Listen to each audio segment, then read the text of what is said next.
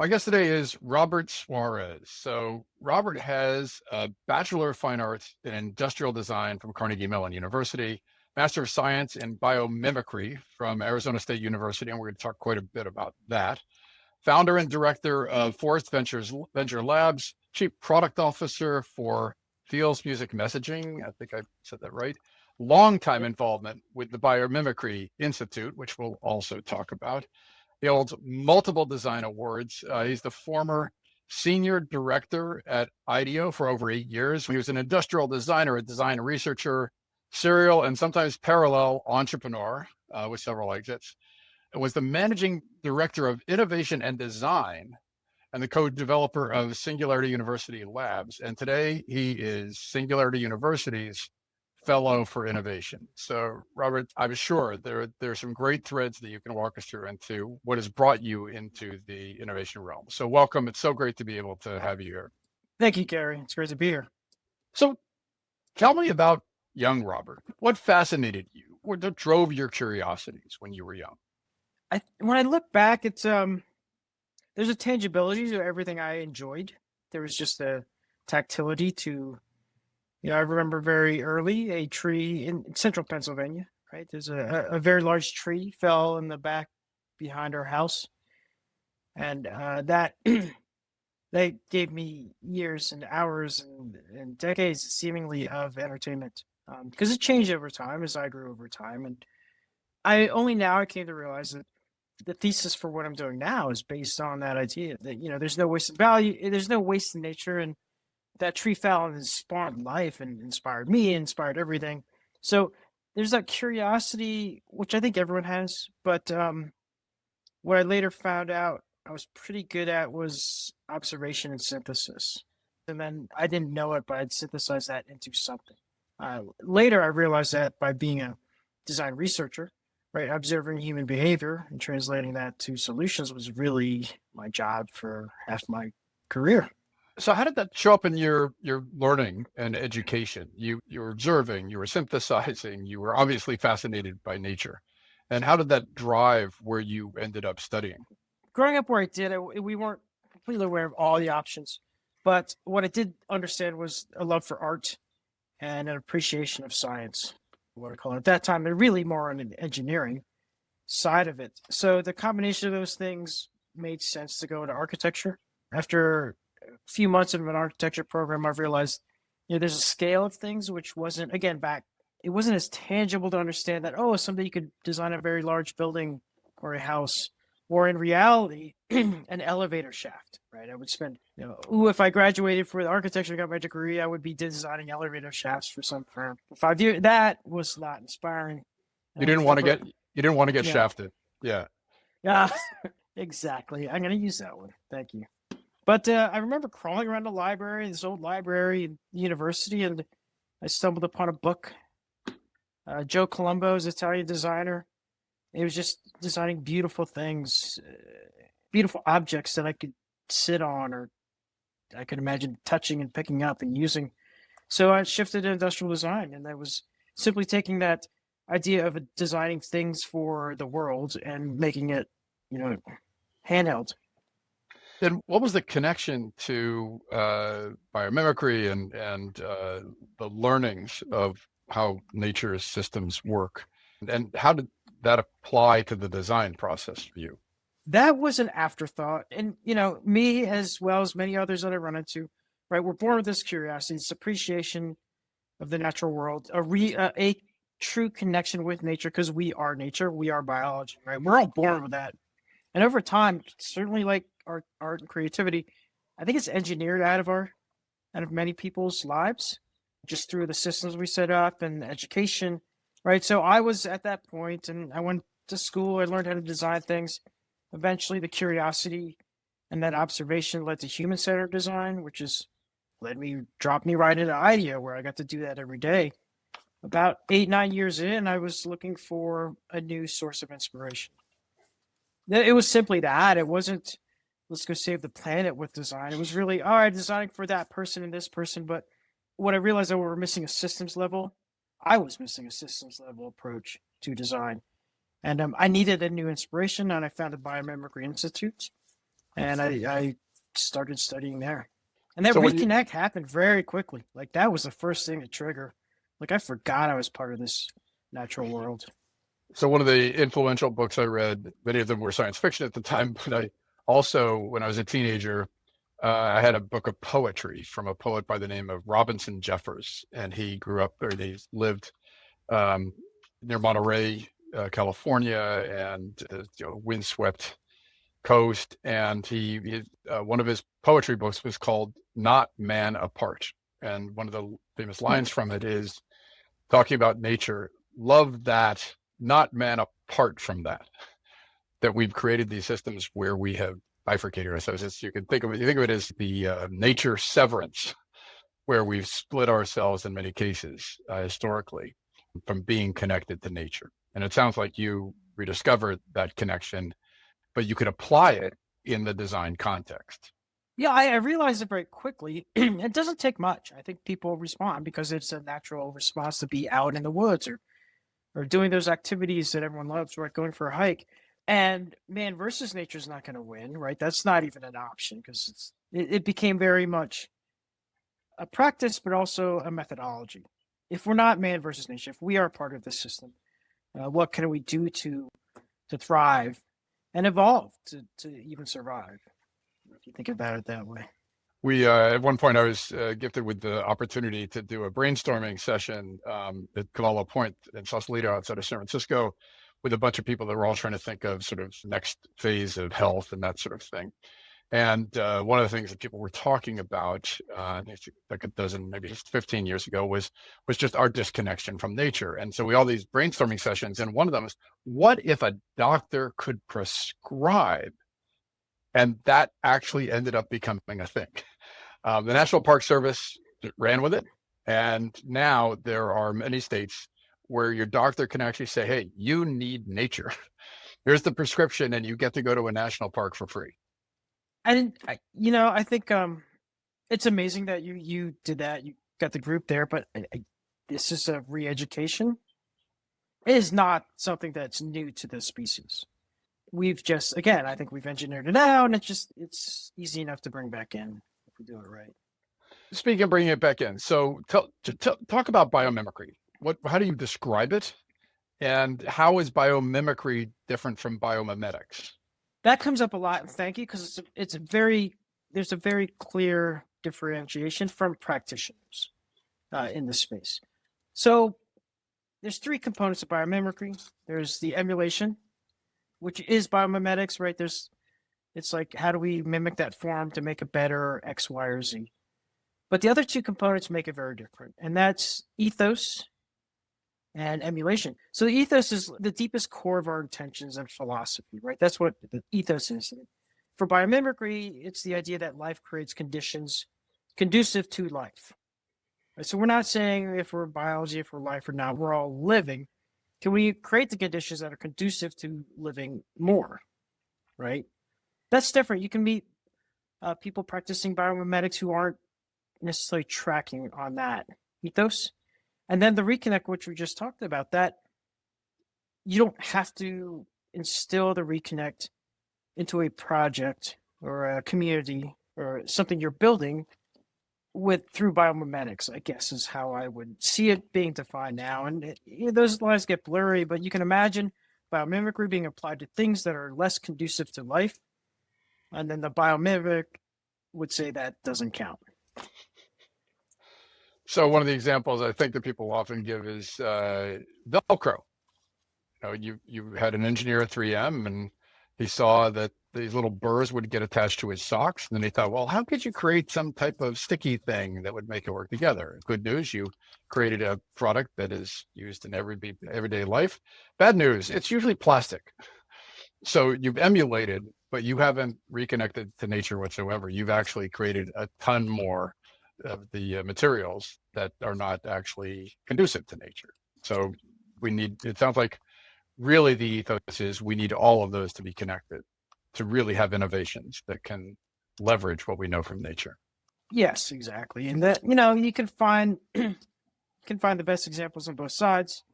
But I think that's a great one. And it's unintended consequences of stuff we've talked about in innovation. But if you and I were to go into that project similar to that, identify something, would we do it in a new way? Would we do it with a biomaterial? Would we use agricultural waste product to enhance that plastic, that bioplastic in a new way, right? I think that would be part of the exploration. And are there other? So, what are some other examples? I mean, are there ones particularly that inspire you, where people have used biomimicry or really taken it to the next level with biomimetics, but that have really inspired you, where you say, yes, that is a phenomenal example of using insights from nature to do something that has value in our lives and that really is not just reflective of nature, but keeps us connected to nature. There are some that are, well, when I look at it, for biomimicry, there's kind of, again, there's those three facets. But then there's within emulation, there's really three ways to look at it or practice or apply it. There's form, process, and ecosystem. So the easiest stories that resonate with people that are approachable or relevant are form, because we can look around, we can understand that. A classic, which I still think is amazing, is the Shinkansen train. So you take something that's incredibly innovative. In Japan, that was the fastest train ever, right? They created this, they engineered in this true Japanese way, this amazing train, over 200 miles an hour. It would go from if you're not familiar with them, they just move very quickly. And one thing that they notice is they are very loud, because they move from a space of low density to high, or low resistance to high resistance. So you're in the air, low resistance, and then they go in a tunnel, and then when they exit the tunnel, they hit an area of high resistance, right? When they're back out. What that does is creates a sonic boom. People got a lot upset about it, and it's very disturbing. And it just so happens that the head of the technical development there was a avid bird watcher, right? He was part of a club, and they'd go around and he'd walk around, and he noticed the kingfisher. It dives at, I think, over 25 miles an hour to get a fish and makes zero splash. And now that's incredible, right? At that scale, essentially, the form work there was to mimic that form language. And you look at the Shinkansen, the next iteration, and it had a beak mimicking the form of the kingfisher. It's 10 or 15% more efficient. It's faster. It does all the things that we love. So it's net benefit to public transportation. But all inspired by the simple coincidence that this person was already connected to nature, and that opened up that opportunity to find a new solution.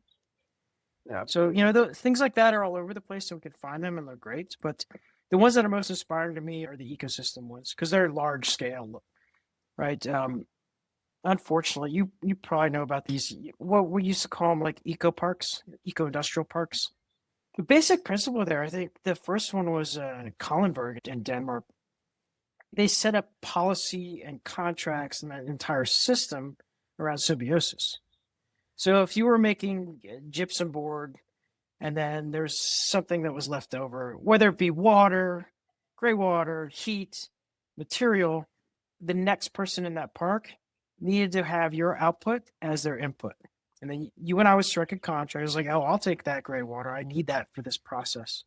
And then someone else comes in, they need your heat that you're expanding. So you build a pipe to them. They take the heat as input. This is 30, 40 years old, and we haven't done that. I haven't seen many versions of that, and that's still, I'm sad that's like still a case study. It should just be the way we do it, because it's efficient.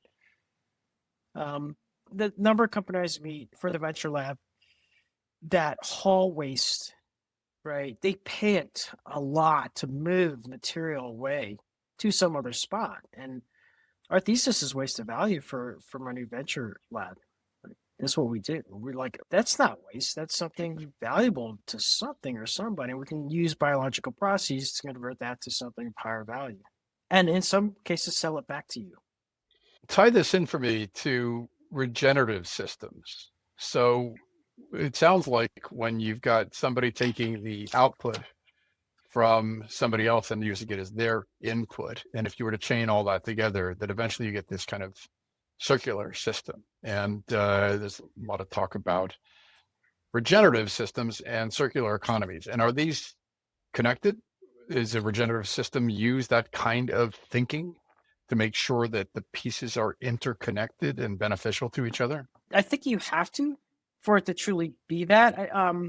Circularity for sure. And I guess for me, it's just regardless of the terms we use, there are principles that need to be in place in order to achieve those goals and scale and get to the innovative potential you're seeking. And a few things are inputs and outputs for any manufacturing processes, and those need to be locally attuned and responsive, right? Those are the best. That's why I love synthetic biology. That's why I love biomanufacturing. Because if you have the right technology, you can tune the input and the output depending on where you are. We invested in a 3D printing company who takes biological material, and it can be coffee grounds, it can be sawdust, it can be grass clippings, because there's a lot of grass in Indiana, right? So if you can adapt to that input, you could potentially, through your biological processes or whatever technology, be responsive in your output, then it really gives you a flexible model that we really haven't seen before in traditional manufacturing, right?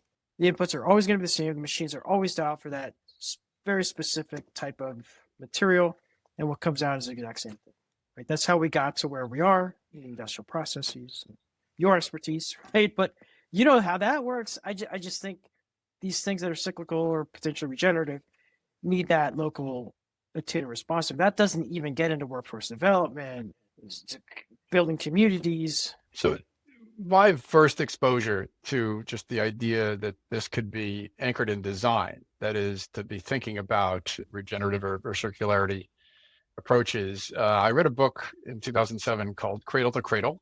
And then I just so happened to be consulting with Google on a strategic conference that they did called Zeitgeist. And so I convinced them, we need to bring this guy, Bill McDonough, to come and talk about this idea of design from the beginning, that we don't keep downcycling products. The materials are at their best use at the top of the food chain. And then when we try to recycle them or reuse them, we tend to just keep on going down and down to the lowest common denominator usage. And what he was constantly pushing for was, no, design from scratch, that you could even upcycle, that the materials that you use would enable you to be able to develop products that then could have even better uses as they go through their transformation into being used in some other products.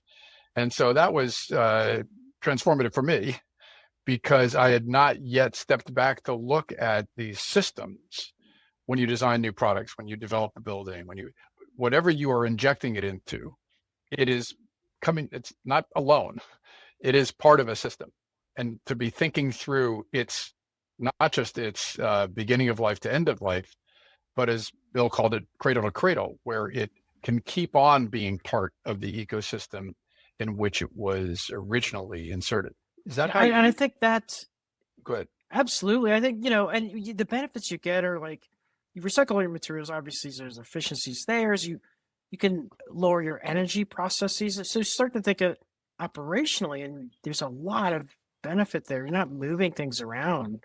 You're not moving water. Like there's so many benefits to doing it. Potentially more resilience in your system, whether that be from internal or external challenges that happen. Right. So my hope is that we move into this more locally attuned approach to how we manufacture things. That's not out of line with the current news I'm reading, right? So there's something there where I'm like, this is an opportunity to create things a little differently and benefit the community, workforce, and all that other stuff. But really just, imagine the type of feedback loops you can get when you're doing things small and locally.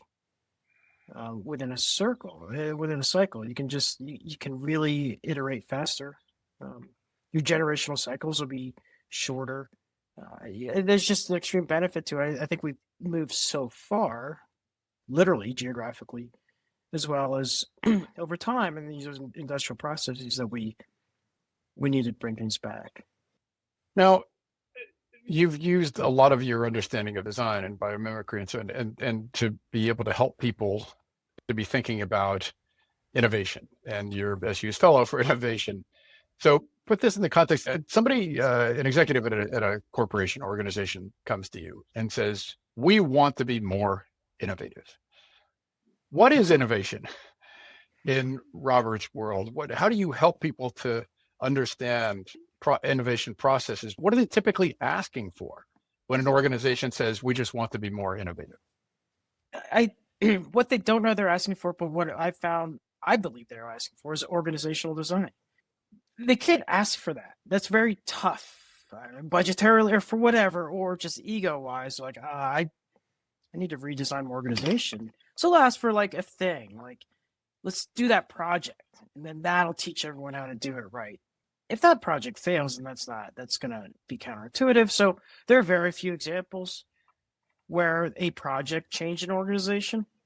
We did the Western Digital Mod book when everyone remember when people were doing like hard drives, right? That was a huge design, but everyone's got a Seagate, all these companies. My book was, I guess it was different enough. It had a story, it had its thing where over time and being able to work with that company over time, it did change the way they approach innovation. They stumbled into data and analytics and data storage and digitization because of the success of that. But I can't, most people come, they ask for a thing that hopes to change their organization when they should actually go deeper into the organizational design. Help me understand. In my book, The Next Rules of Work, I talk about sort of three legs of the stool, how humans sort of navigate change.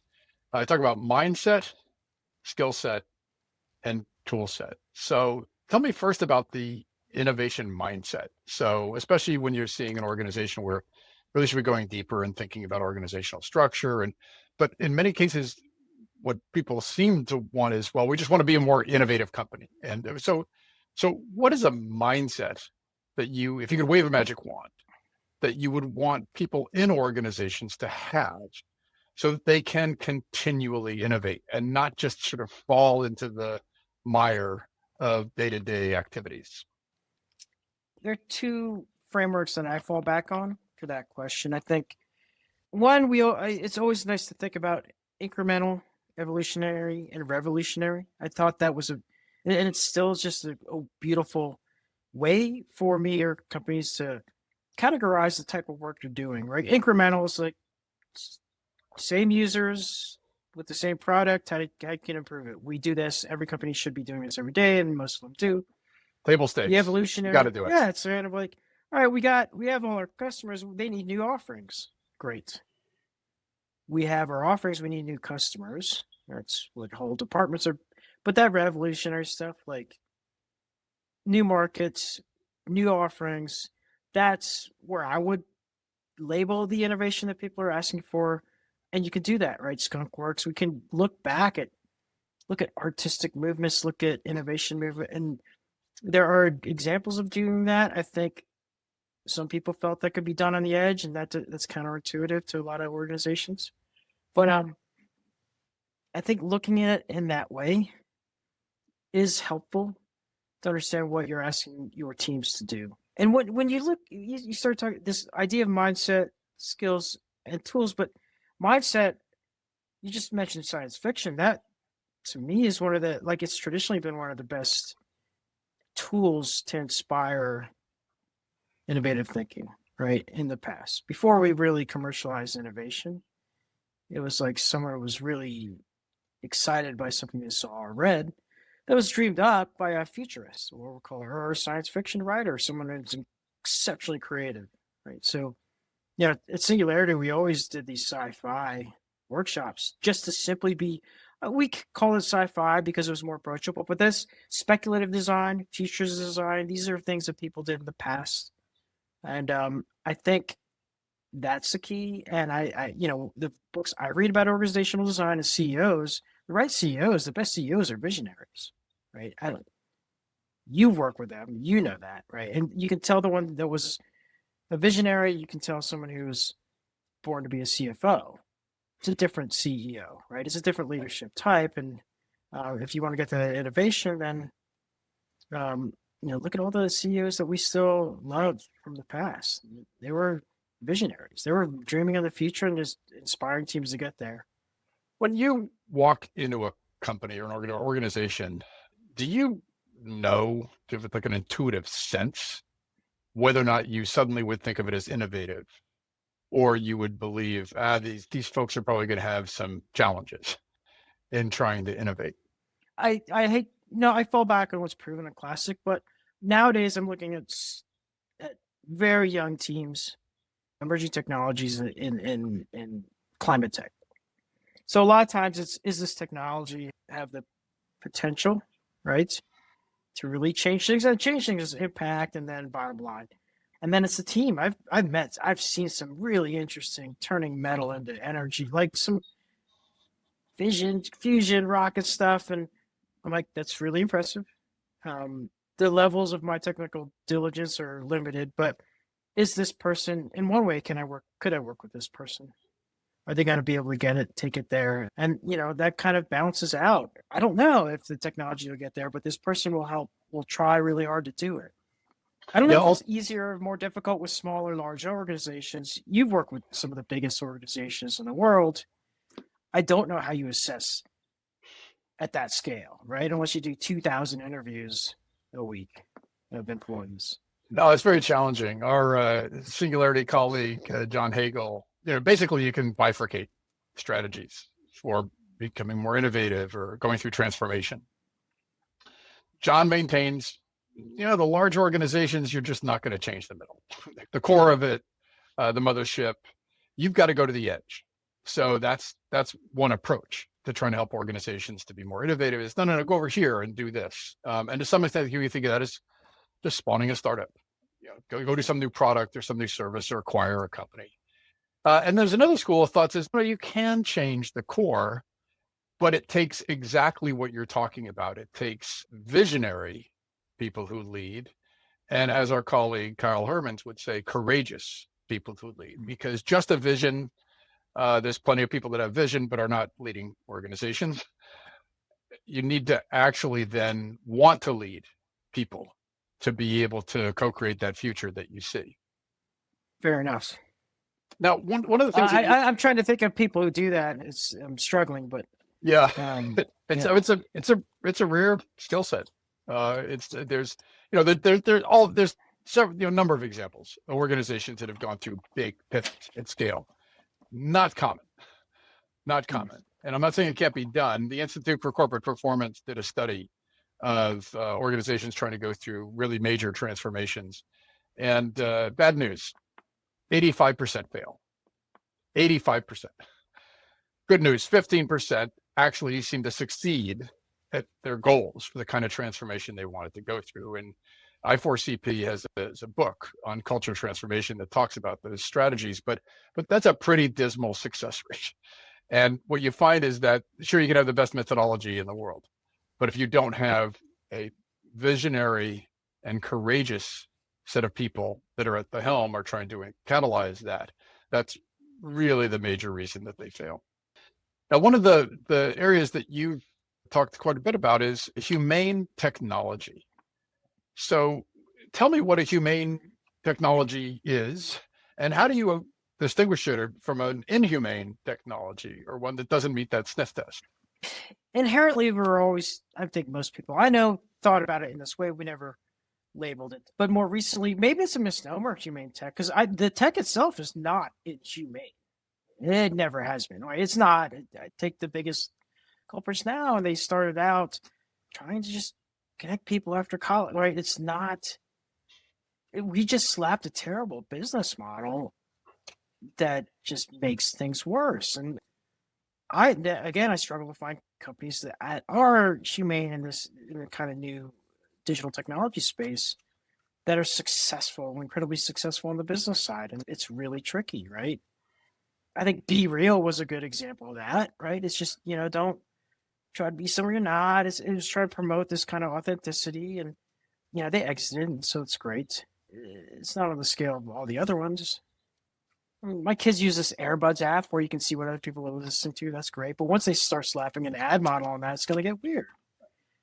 So I don't have, I did the training because when we started this music app, I did the training and started to think about it and try not to get too upset and trying to find examples.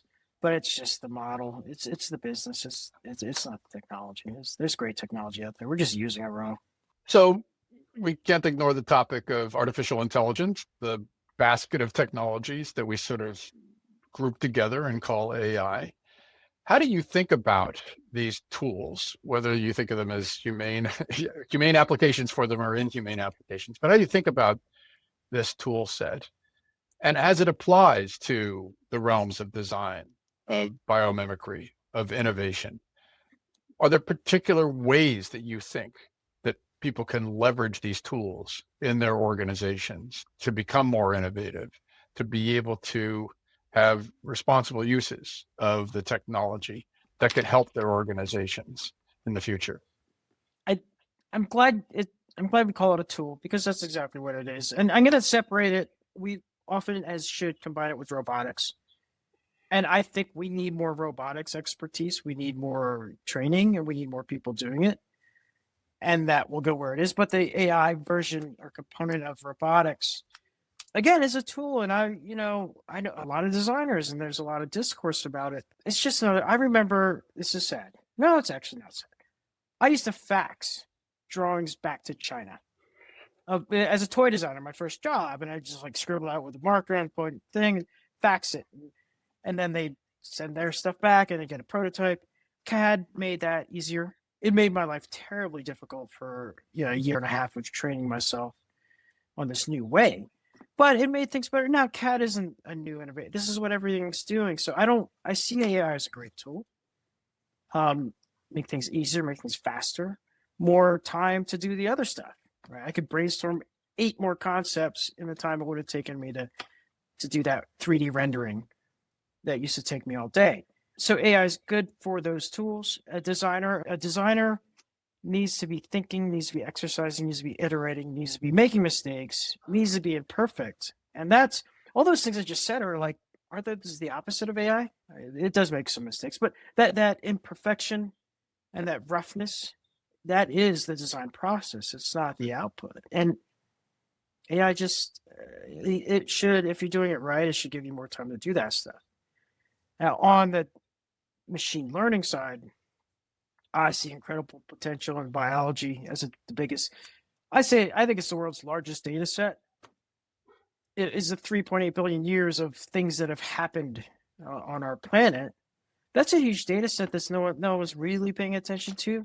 Making sense of that has always been tricky, and I think this is the tool that's going to help do that much easier. I used to run workshops at SU, I still do, at Singularity. And I'd have to go, here, now let's use this tool, look it up, sign in, ask it a question. If some scientist had already understood that biological principle, abstracted it, and articulated, then you can pick that out. Within 6 months, that same workshop, everyone was just pulling up ChatGPT. How does a thistle replicate at such speed? Like whatever, you ask that and you kind of come up with something. So I love it on that side of things. And I guess we come from similar spaces. On any given day, ask me if I think people are great or gonna, it's 51% to 49%. I think people are good in general, and we'll use these tools for good. Maybe some days it's less so, but just like any other tool we can think of, it's there if you know how to use it. It makes it so much easier to do things. Absolutely. So first, with the ancient technology you just mentioned, I tell audiences, one of my first crappy jobs when I was in high school was taking a pile of paper, making it into 2 different piles, and then one pile I would fax. And I would give it a beat, and then I'd ask the audience, has anybody in the audience actually seen a fax? And that's how you separate the generations. Okay. My 29-year-old keeps saying, Dad, stop talking about faxes. I've never seen one. I wouldn't know no one would have bit me.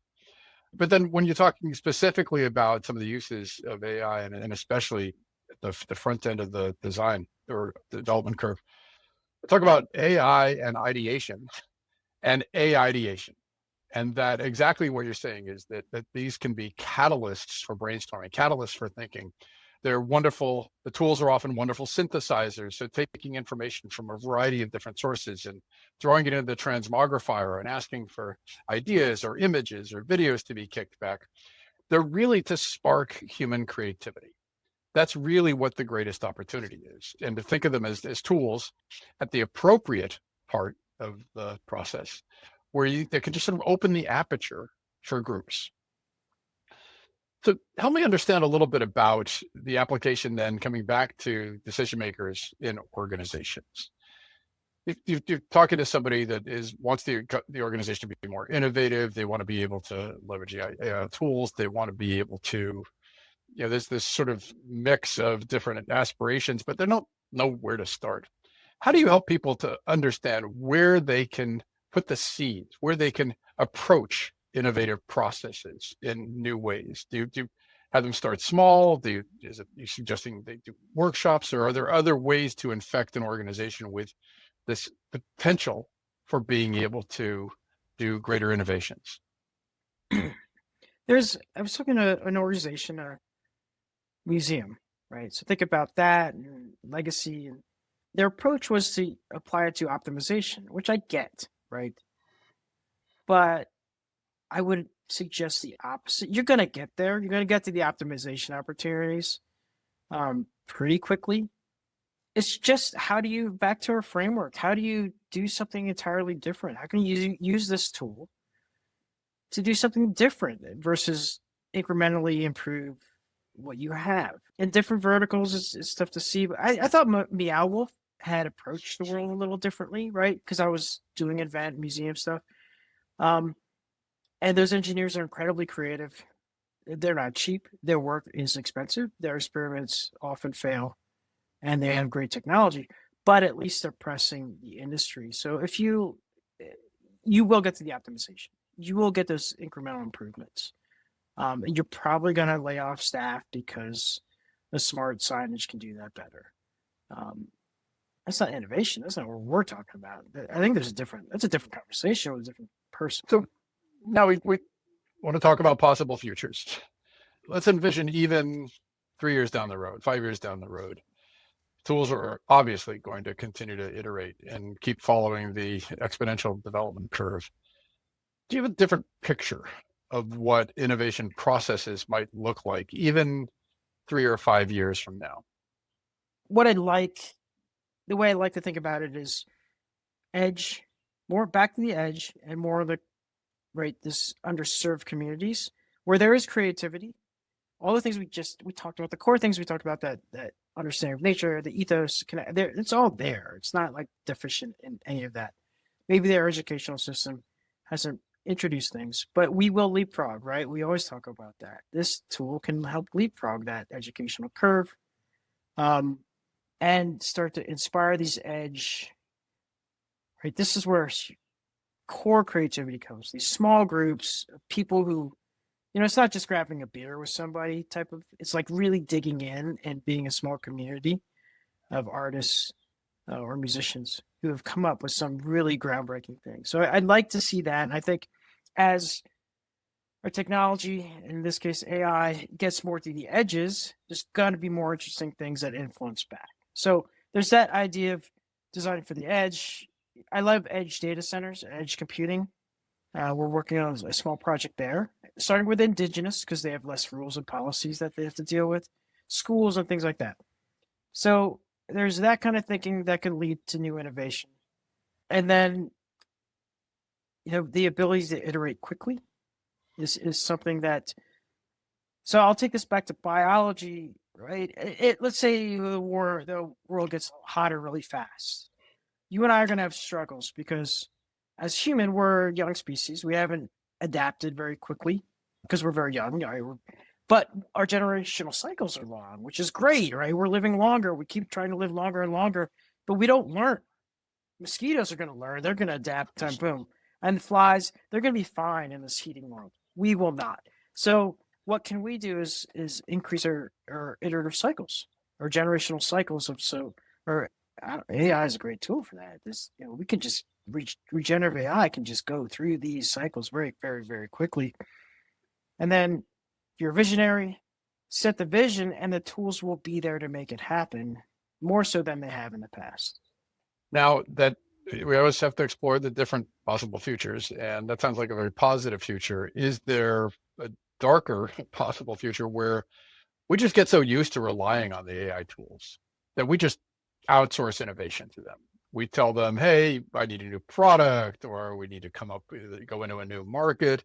Just tell me when you've sort of done all those cycles and just tell me what Mm. the answer is. So we just become vendors of the machines, and the innovation has been outsourced to this alternative intelligence. Is that something we should be worried about? Is that something we should be happy about, or do you see a different alternative future where we're actually going to keep on being the ones that stay ahead of the curve, where the machines are actually helping us to be more innovative, but we don't outsource that entire set of skills to them?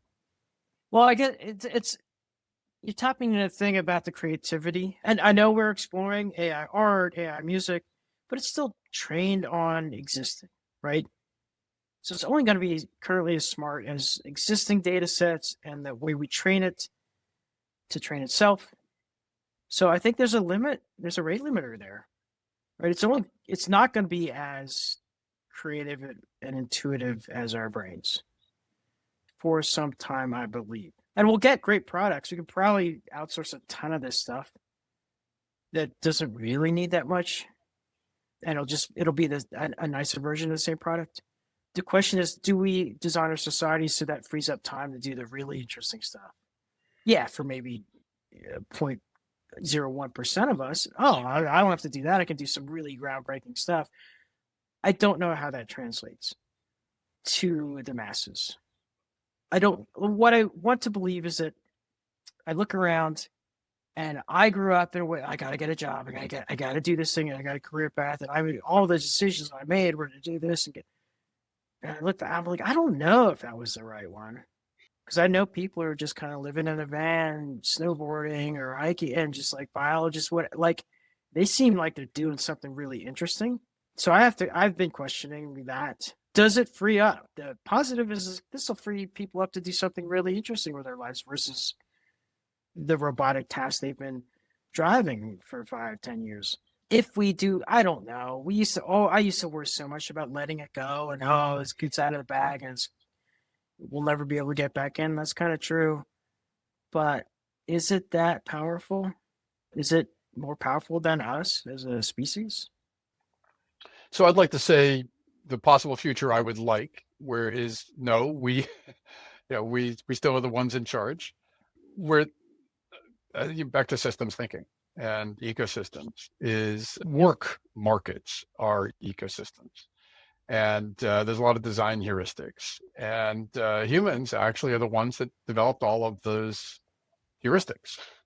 They're not laws of nature or laws of physics that must be followed. They're simply the rules that humans put in place. And it's the same thing with the uses of the technology. If we're designing the technologies to be beneficial, broadly beneficial, so you mentioned the 0.1%, how would you think about, Robert has a magic wand. How do you try to encourage innovations that are more broadly beneficial in a possible future to as many people as possible? I think it's back to the edge. We're not tapping into the potential of our species. We just aren't. Systems are in place where it's not possible. It's not easy to do. And if we were to do that and give people tools, I don't know. We gave people tools and they created AI, the thing we're talking about. We just need to get more tools in the hands of more people. And I don't know what people are going to come up with. I'm happy not to imagine. I can't even imagine what people come up with. And it's happened in the past. So tools, the ability to draw or, wood for fire, right? All these things kind of spawn. The wood, I work with forest stuff, and this wood is so valuable. All we know how to do is burn it. But that wood has enabled our species, just getting that the ability to fire. It changed our diets. It's changed how our species evolved. I think there's a potential for that. And you put AI against fire, I'll take fire every time, right? I do see it as a powerful tool. I think it just has to get to everybody. It's an accessibility issue. And I don't even think it's an issue because it's just young, right? We haven't had a chance to get it out there. I guess I'm very hopeful and optimistic today because I think it's possible.